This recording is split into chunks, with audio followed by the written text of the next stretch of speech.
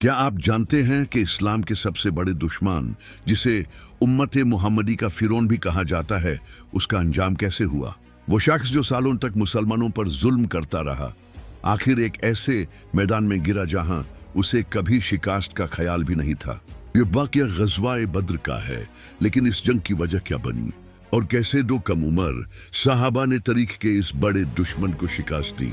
अस्सलामु अलैकुम दोस्तों, खुश आमदीद है आपके चैनल पर। अगर आप ऐसी दिलचस्प इस्लामी डॉक्यूमेंट्रीज पसंद करते हैं तो अभी हमारे चैनल को सब्सक्राइब करें। ये कहानी शुरू होती है हिजरत के बाद, जब मुसलमान मदीना में पनाह ले चुके थे। मक्का के मुशरिकीन, खासकर अबू जहल, मुसलमानों को जद से उखाड़ देना चाहते थे। सन 2 हिजरी में कुरैश का एक बड़ा तिजरती काफिला अबू सुफियान की क़यादत में शाम से वापस आ रहा था।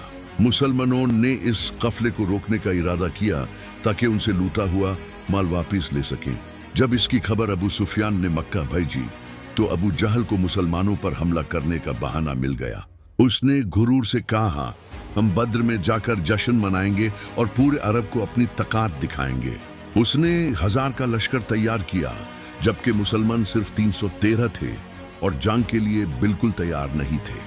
रमजान का मुबारक महीना था जब बद्र के मैदान में हक और बातिल आमने सामने हुए। जंग के शिद्दत के लम्हों में मशहूर सहाबी अब्दुल रहमान इब्न औफ फरमाते हैं कि उनके दाएं और बाएं 2 नौजवान लड़के खड़े थे।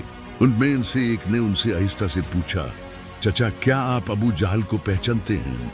हमने सुना है वो रसूलुल्लाह की शान में गुस्ताखी करता है। हमने अल्लाह से आहद किया है कि या तो हम उसे कत्ल करेंगे या खुद शहीद हो जाएंगे। ये मुअद इब्न अम्र और मुआविद इब्न अफराद जैसे ही। अब्दुल रहमान इब्न औफ ने अबू जहल की तरफ इशारा किया। दोनों नौजवान बाज की तरह उस पर झपटे। अबू जहल अपने सिपाहियों के झुरमुट में था, लेकिन उन्होंने ऐसी बहादुरी से हमला किया कि उसके करीब पहुंचकर उस पर वार कर दिए। मुद्दारे के वर से अबू जहल की टांग कट गई और वो जमीन पर गिर पड़ा। जंग के इख्तिताम पर रसूलुल्लाह ने फरमाया, देखो अबू जहल का क्या अंजाम हुआ। साहबा उससे तलाश करने निकले। अब्दुल्लाह इब्न मसूद सीओ, जो मक्का में कमजोर समझे जाते थे और जिन पर अबू जहल जुल्म करता था, उन्होंने अबू जहल को आखिरी सांसें लेते हुए पाया। अबू जहल ने मरते हुए भी गुरूर से पूछा, जीत किसकी हुई? इब्न मसूद ने उसकी दरही पकड़ कर कहा, जीत अल्लाह और उसके रसूल की हुई, और उसके सीने पर चढ़ गए। अबू जहल ने कहा, आई बकरियों के चरवाहे, तू बहुत ऊंची जगह चढ़ गया है। फिर उसने कहा, मेरा सर गर्दन के नीचे से काटना ताकि ये लंबा लगे और पता चले कि एक सरदर का सर है।